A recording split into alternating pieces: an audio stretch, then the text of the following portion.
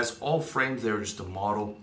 The map is not the territory, but this is a really, really useful frame that I've found for understanding life, and that life is one part combat or competition and one part cooperation, okay? And those two principles are always active, and, you know, oftentimes they are, you know, sort of the yin and the yang thing. They are in opposition to each other, but then you've got a little bit of combat and cooperation, a little bit of cooperation and combat type of thing. But a lot of people do not want to accept that, okay? They want to live in cooperation. They want to think that there will be some type of utopia where people would be able to, you know, live in harmony and, you know, not compete with each other, and there will be equality of outcome. And the reality is that is just not the case. I don't think it can ever be the case unless you seriously tinker with human DNA, and even then, I do not see it. I see that is not the way that this world is set up, whether we like it or not. Combat or competition is a massive aspect of this world. So don't shoot the messenger, okay? I didn't create the world. I'm just explaining it to you, and the way that I see it, this is a fact. It is not my opinion.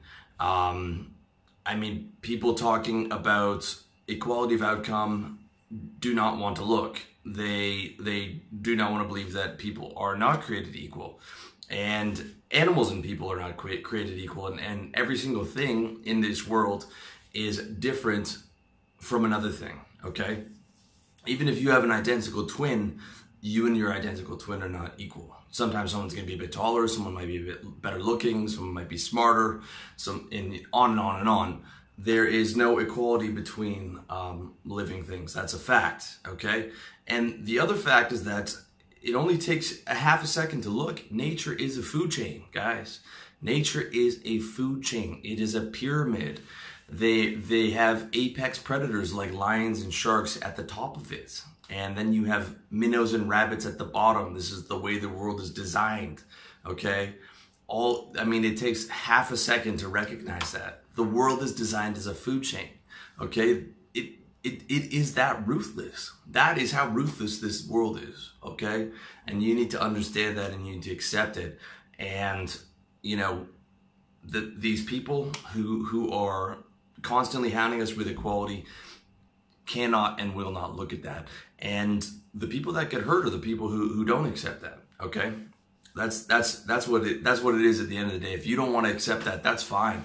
But you're going to get played in the game of life, all right? That's the reality of it, okay? And within that food chain, we just dominated it. We as humans, the apex predators, the most dominant species, Homo sapien in the history of the known universe, just dominated to such an extent that we stepped out of it and no longer have to deal with it. And you can walk by restaurants in Chinatown and there will be chickens hanging inside out, you know, ready for you to eat. Like, and you can get food delivery. You know, meat is farmed and then harvested and then delivered to you on a food delivery app. That's how much we've dominated the game of the food pyramid, okay?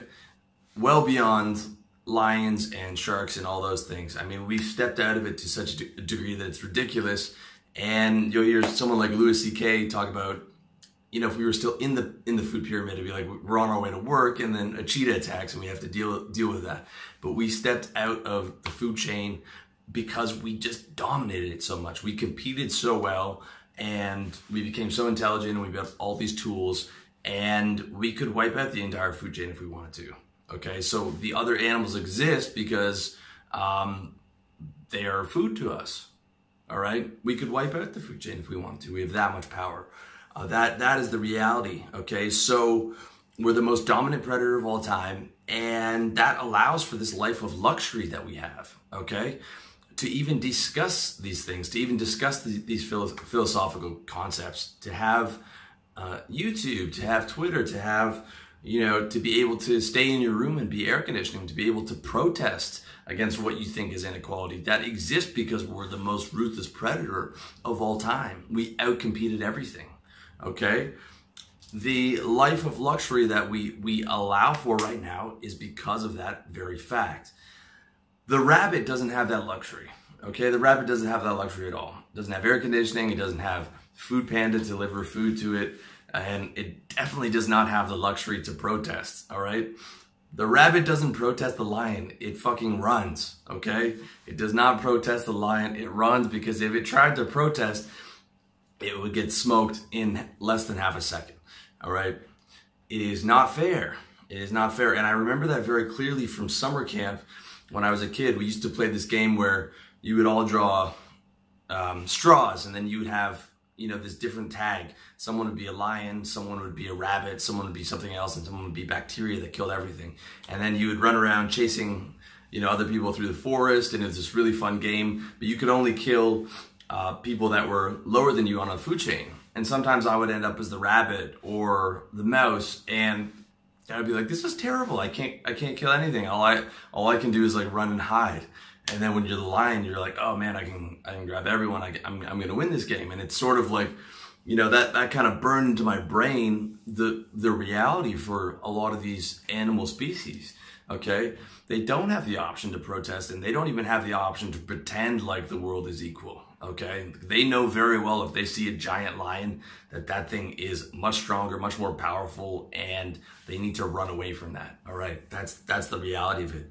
Okay, so in terms of human life, every day you're competing for resources. All right, you are competing to be able to live in a condo or an apartment or a house so that you can get your 8 hours of sleep, so that you can get your shelter. You are competing to be able to have the money to be able to drink fresh water, to be able to eat, to be able to get more status, which in turn oftentimes will get you more resources.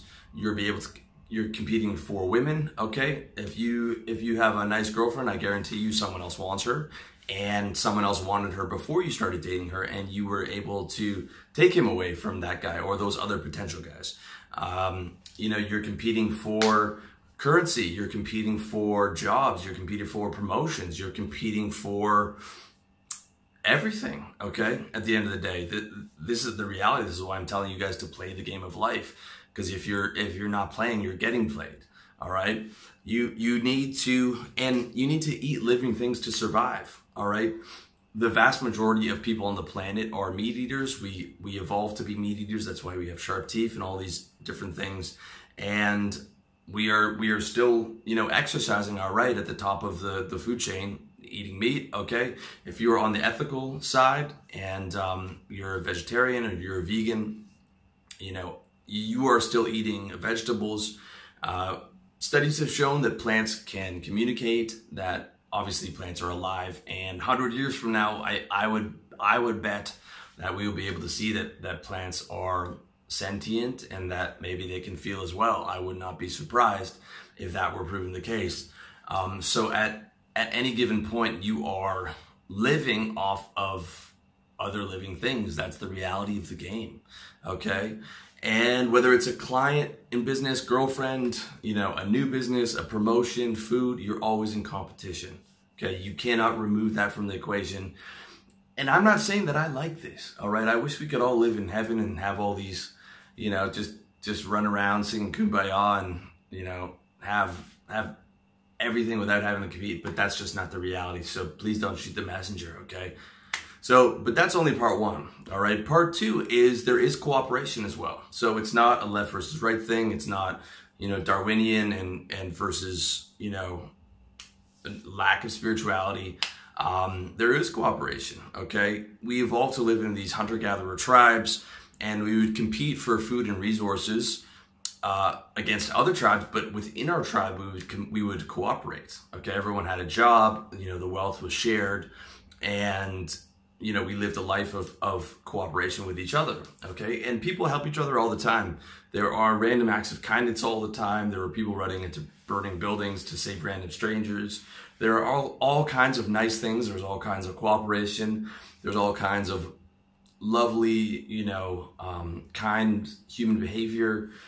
There is a spiritual aspect, which is beyond the scope of this video, that I believe in, okay? And I'm not denying cooperation, and it's a beautiful thing.